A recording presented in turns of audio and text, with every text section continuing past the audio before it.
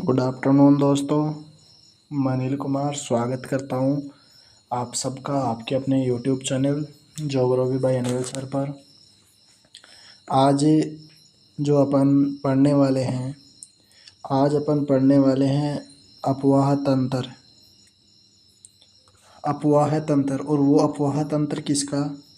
राजस्थान का अफवाह तंत्र। राजस्थान भूगोल में एक एमसीक्यू सीरीज चल रही है। उस एमसीक्यू सीरीज में अफवाह तंत्र की अपन क्या करने वाले हैं, बात। अफवाह तंत्र में नदी भी आएंगी, झीलें भी आएंगी, और वो है सबसे ज़्यादा महत्वपूर्ण रहने वाला है जो अभी सितंबर में चतुर्थ श्रेणी का जो एग्ज़ाम होने वाला है उसके लिए ये जो प्रश्न हैं वो बहुत महत्वपूर्ण सिद्ध होने वाले हैं।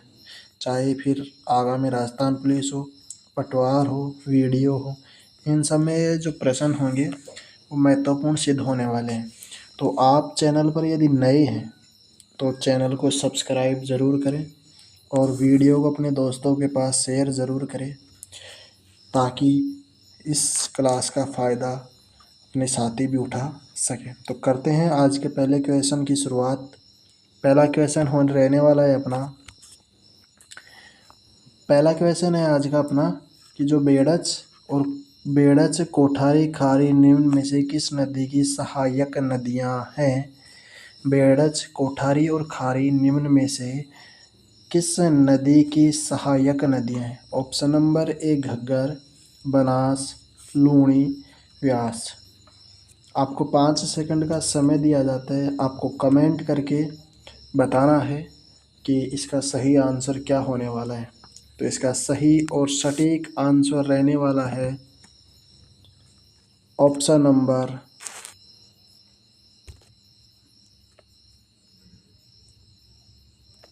2। ऑप्शन नंबर रहने वाला है 2। मतलब बनास नदी की ये क्या है? सहायक नदियां हैं। बनास की क्या है? ये सहायक नदियां हैं। बढ़ते हैं अगले क्वेश्चन पे। अगला क्वेश्चन है अपना, एकमात्र नदी जो लूणी में दाईं ओर से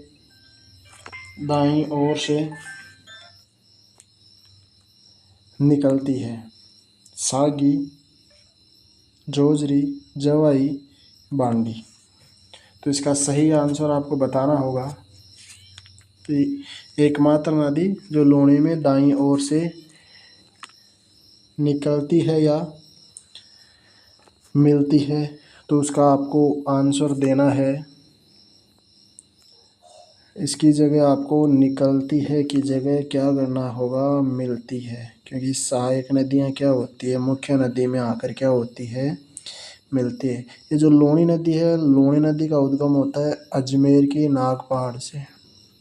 तो अजमेर से इस नदी का उद्गम होता है और ये खंबात की खाड़ी में अपना क्या करती है? जल गिराती है। तो इसकी जो मुख्य विशेषता है, एकमात्र नदी है जोजरी नदी, जो इसकी क्या है? दाईं ओर से मिलती है। बाकी सारी नदियां हैं वो इसकी क्या है? बाईं ओर से मिलने वाली सहायक क्या है?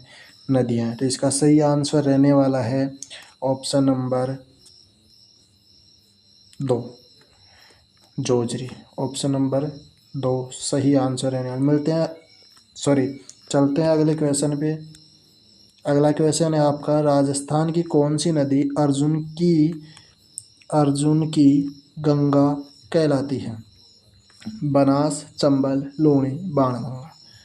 अब अपन जब बात करते हैं बनास नदी की, तो बनास नदी इसका क्या होने वाला है? सही आंसर, क्योंकि इस नदी का उद्गम होता है बैराट की पहाड़ियों से। बैराट की पहाड़ियों से इस नदी का उद्गम होता है और इस नदी का एक अन्य नाम है रुंडित नदी। रुंडित या खंडित नदी, या फिर कहूँ इसको अर्जुन की गंगा। अर्जुन की गंगा भी इसी नदी का क्या है? नाम रहने वाला है। अगले क्वेश्चन पे चलते हैं। अगला क्वेश्चन है अपना, निम्न में से कौन सी झील खारे पानी से संबंधित है? कावोद, गजनेर, कनक सागर, कोलायत। कोलायत अपने बीकानेर में। तो इसका सही आंसर क्या रहने वाला है? कावोद झील। सही आंसर है इसका कावोद। चलते हैं अगले क्वेश्चन पे।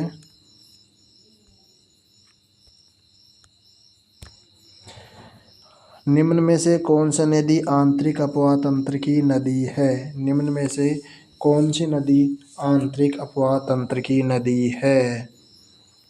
तो मेज नदी, कोठारी नदी, गंभीरी नदी, रूपारेल नदी। तो इसका आपको आंसर बताना है। 5 सेकंड का इसका समय दिया जाता है कि जो रूपारेल नदी जो ये ऑप्शन है इनमें से कौन सी नदी आंतरिक अपवाह तंत्र की क्या है नदी है? तो जो ये रूपारेल नदी है वो रूपारेल नदी आंतरिक प्रवाह की क्या है नदी है।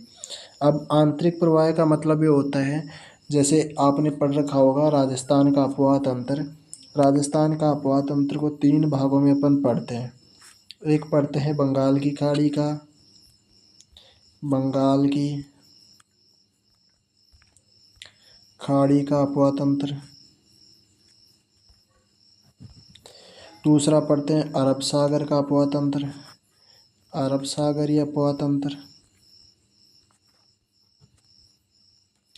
तीसरा प्रकार अपन पढ़ते हैं आंतरिक अपवाह तंत्र।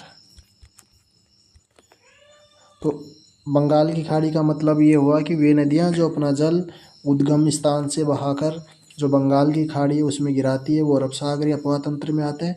जो बंगाल की खाड़ी में जो नदियाँ जल गिराती है वो अरब सागरीय नदियाँ कहलाती है। फिर आंतरिक अपवाह तंत्र की नदियाँ जैसे मैं बात करूँ रूपारेल, खारी, मेंथा, ये क्या है आंतरिक प्रवाह की क्या है नदियाँ हैं। बढ़ते हैं अगले क्वेश्चन पे। सांबर झील को रामसर साइट में कब शामिल किया गया? इससे पहले मैं बात करूं कि अब वर्तमान में 4 जो स्थल है उनको सांबर की जो रामसर साइट है, रामसर साइट में क्या कर लिया गया है शामिल। एक आता है 1981 में और एक आता है 1990 में और फिर आता है 2025 में।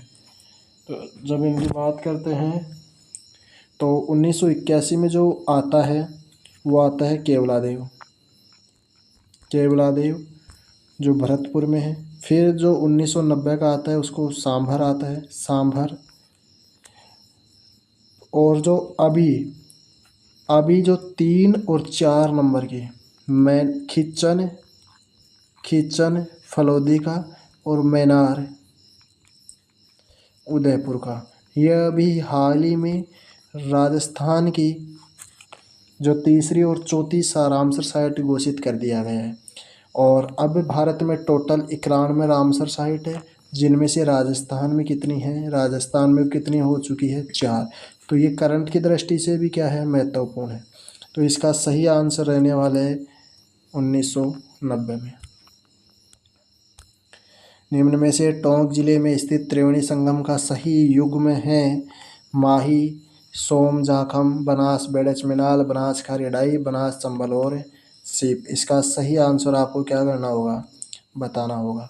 तो इसका सही आंसर रहने वाला है बनास, खारी और डाई जो है टोंक। जो टोंक है, टोंक में अपना क्या बनाती है संगम। और टोंक और सवाई माधोपुर में एक बांध आता है इसरदा बांध, वो भी क्या है महत्वपूर्ण है, परीक्षा की दृष्टि से क्या है महत्वपूर्ण। बढ़ते हैं अगले क्वेश्चन पे। कौन सी नदी राजस्थान में दक्षिण से प्रवेश करके पुनः दक्षिण की ओर जाती है? कौन सी नदी दक्षिण की ओर मतलब दक्षिण से प्रवेश करती है और पुनः दक्षिण की ओर बहती है? इसका मतलब है दक्षिण से प्रवेश करती है और वापस दक्षिण। तो ये इसका नाम आ जाता है, एक तो उल्टे यूं आकार की नदी है। उल्टे क्या है यूं आकार की नदी। और उल्टे यू आकार की नदी होने का मतलब क्या है, जो ये माही नदी है, माही नदी को ये कहा जाता है कि ये जो राजस्थान में दक्षिण से प्रवेश करती है और दक्षिण से प्रवेश करके पुनः क्या कर जाती है दक्षिण में प्रवेश कर जाती है। तो इसका सही आंसर क्या है माही नदी रहने वाला है। अब अपन देखते हैं कुछ जो माही नदी है उस माही नदी के कुछ कुछ तथ्य। अब ये माही नदी है ना, जो अपना एक रेखा है कर्क रेखा, कर्क रेखा को 2 बार काटती है। देखो इसको अगले पेज पे देखते हैं अपन। कर्क रेखा को 2 बार काटती है कौन सी नदी? माही नदी। कर्क रेखा को 2 बार काटती है माही नदी। अब बात करते हैं भूमध्य रेखा को। भूमध्य रेखा को 2 बार काटने वाली नदी है कागो नदी। भूमध्य रेखा को काटने वाली कागो नदी। और जो मकर रेखा है, मकर रेखा को काटने वाली नदी है लिम्पम्पो नदी। लिम्पम्पो नदी। तो माही नदी कर्क रेखा को 2 बार काटती है, कागो नदी भूमध्य रेखा को, और लिम्पम्पो नदी जो है मकर रेखा को 2 बार काटती। अब अपन देखते हैं माही नदी के बारे में कुछ बातें। इसे कहते हैं दक्षिण की गंगा। दक्षिण की गंगा माही नदी को कहा जाता है। आदिवासियों की गंगा, इसे कहा जाता है आदिवासियों की गंगा। आदिवासियों की गंगा। अब इसी को काठल की गंगा भी कह दिया जाता है। काठल की गंगा भी कह दिया जाता है। इसकी जो कुल लंबाई है 576 किलोमीटर। इसकी कुल लंबाई है, जहाँ से उद्गम होता है वहाँ से इसकी लंबाई है 576 किलोमीटर। और उसमें से राजस्थान में ओनली 171 किलोमीटर प्रवाहित होती है। तो आपको ये थोड़ा सा ध्यान रखना है। अब इसका उद्गम कहाँ से होता है? उद्गम जो मेहंद झील है, मेहंद झील है मध्य प्रदेश में। अब जो एग्जामिनर जो पूछा है अभी कुछ दिन पहले, इस माही नदी का जो उद्गम स्थल का जो स्थान है या जो गांव है वो गांव पूछ लिया, और वो गांव है मिंडा गांव। मिंडा गांव से इस नदी का क्या होता है? उद्गम होता है, और मध्य प्रदेश से होता है। और अपन इसके बारे में एक छोटी सी बात और करते हैं, वो है कि ये जो नदी है डूंगरपुर और बांसवाड़ा की भी क्या करती है? डूंगरपुर और जो बांसवाड़ा है उसकी सीमा बनाती है। डूंगरपुर बांसवाड़ा की सीमा बनाती है। और इस नदी पर, या फिर मैं बात करूं, ये राजस्थान में जो प्रवेश करती है, राजस्थान में जो प्रवेश करती है वो प्रवेश करती है खांडू गांव बांसवाड़ा से। खांडू गांव बांसवाड़ा से राजस्थान में क्या करती है? प्रवेश करती। और इस नदी पर बांध जो बने हुए हैं वो बांध है माही बजाज सागर बांध। माही बजाज सागर बांध वो है बांसवाड़ा में। जो इसको माही बजाज सागर बांध है, उस बांध को कहा जाता है कि ये जो राजस्थान का सबसे लंबा बांध है। सबसे लंबा क्या है? माही बजाज सागर सबसे लंबा बांध है। और अब जब लंबा है तो इसकी जो लंबाई है वो कितनी है? 3109 मीटर। इसकी क्या है? ऊंचाई है 3109 मीटर। और इसी नदी पर एक बांध बना हुआ है कागदी पिकअप बांध। वो भी कहाँ है? बांसवाड़ा में पड़ता है। और इसी नदी पर, जो माही नदी है, इसी नदी पर आदिवासियों का कुंभ लगता है। आदिवासियों का जो कुंभ है नवटापुरा, वो भी क्या है? स्थित है। तो ये है माही नदी के बारे में। अब जो रह गया वो आगे देखेंगे कि क्या रहा। और पूर्णतः राजस्थान में बहने वाली सबसे लंबी नदी है। पूर्णतः राजस्थान में बहने वाली जो सबसे लंबी नदी है वो कौन सी है? चंबल नदी, घग्गर नदी, लूणी नदी और बनास नदी। तो आपको इसका आंसर क्या करना होगा? बताना होगा। तो जो ये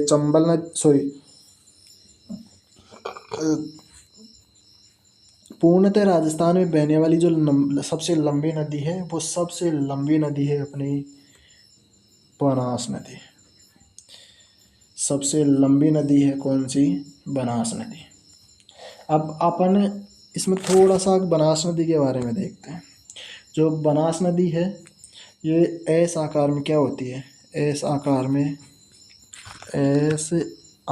में प्रवाहित होती है। एस आकार में क्या होती है? प्रवाहित होती है। अब इस जो बनास नदी है या बनास नदी का जो उद्गम है, वो बनास नदी का उद्गम होता है खमनोर की पहाड़ियों से। खमनोर की पहाड़ियों से। अब ये खमनोर की पहाड़ियाँ कहाँ है? राजसमंद में है। या फिर यहाँ खमनोर की पहाड़ियाँ ना देकर वैरों का मठ से इसका क्या होता है? उद्गम होता है। और अपन जब देखते हैं तो बनास नदी पर एक दो बांध बने हुए हैं। बांध जो है वो बांध अपन बात करते हैं बनास नदी पर बने हैं। उन बांधों में एक आता है बाघेरी का बांध। बाघेरी का बांध बाघेरी का बांध आता है अपने राजसमंद में। राजस्थान का एक जिला है राजसमंद, उसमें है नंद संबंध। बाघेरी का बांध या नंद संबंध, ये दोनों कहाँ है? राजसमंद में।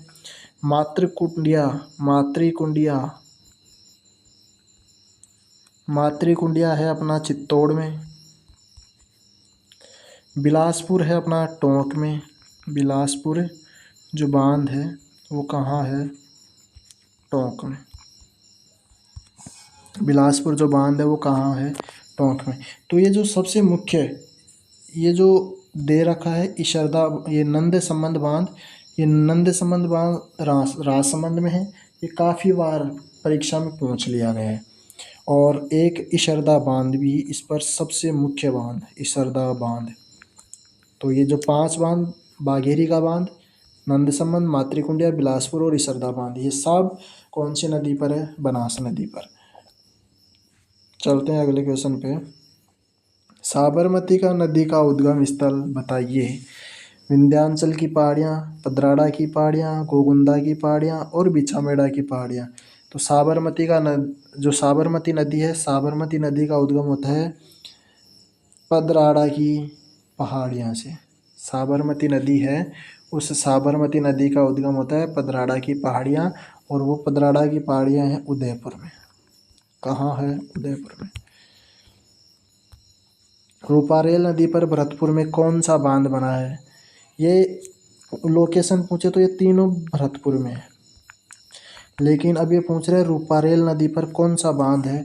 तो रूपारेल नदी पर मोती झील बांध बना हुआ है। रूपारेल नदी पर भरतपुर में मोती झील बांध बना हुआ है। जैसलमेर में मीठे पानी की बूझ झील का निर्माण कौन सी नदी करती है? मेंधा नदी, खांतली नदी, लूणी नदी और काकने नदी। तो इसका सही आंसर है काकने नदी। अगला क्वेश्चन है, निम्न में से कौन सी नदी का आंतरिक प्रवाह तंत्र से संबंधित नहीं है? निम्न में से कौन सी नदी का आंतरिक प्रवाह तंत्र से संबंधित नहीं है? घग्गर, रूपनगढ़, सागी, रूपारेल। तो इसका सही आंसर आपको बताना होगा, वो है ऑप्शन नंबर 3। ऑप्शन नंबर 3 इसका क्या है? सही आंसर है। आहड़ नदी उदय सागर झील में गिरने के बाद किस नाम से जानी जाती है? बनास नदी, बेड़च नदी, खारी नदी, मोरेल नदी। तो इसका सही आंसर होगा ऑप्शन नंबर 2, बेड़च नदी। नदी और उसके सामने नदी का उद्गम स्थान आपको क्या है? बताना होगा। तो जाखम नदी जो जाखम नदी का उद्गम है भंवर माता की पहाड़ियों से होता है। जाखम नदी का उद्गम होता है भंवर माता की पहाड़ियों से। सोम नदी का उद्गम होता है आबोर ग्राम की पहाड़ियों से। अनास नदी का उद्गम होता है, अनास नदी का उद्गम, एक सेकंड इसको देखते हैं। देखिए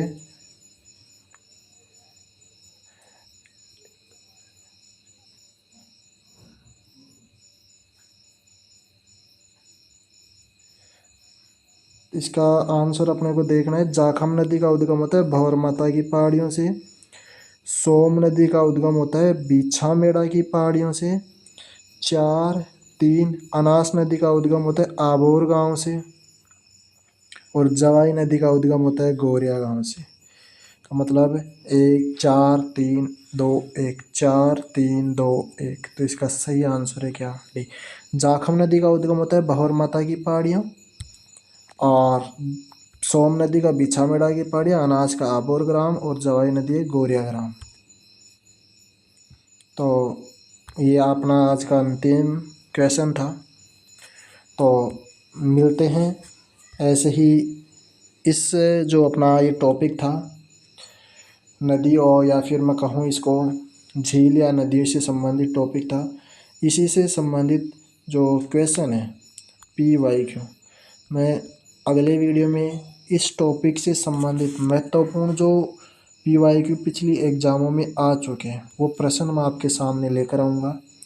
और आप अपनी पढ़ाई को मजबूत करते रहें और लगातार मेहनत करते रहे, ताकि आने वाली जो चतुर्थ श्रेणी कर्मचारी या फिर वीडियो पटवार, राजस्थान पुलिस, और अभी तो आज ही रीट मेंस रीट मेंस की बात करें तो L1 की 5000 का नोटिफिकेशन भी आ गया, और वहीं 6500 पदों के लिए सेकंड ग्रेड का भी नोटिफिकेशन क्या हुआ है, आउट। तो आप अपनी तैयारी को और मजबूत करें। तो यदि आप चैनल पर नए हैं तो चैनल को लाइक करें, शेयर करें और सब्सक्राइब करना ना भूलें, ताकि मैं भी ऐसे ही ज़ोर शोर से नई वीडियो आपके सामने लाता रहूं। तो मुझे आपकी सपोर्ट की आवश्यकता है। तो मिलते हैं ऐसी एक और नई वीडियो के साथ। तब तक के लिए आप सबका धन्यवाद। जय हिंद, जय भारत।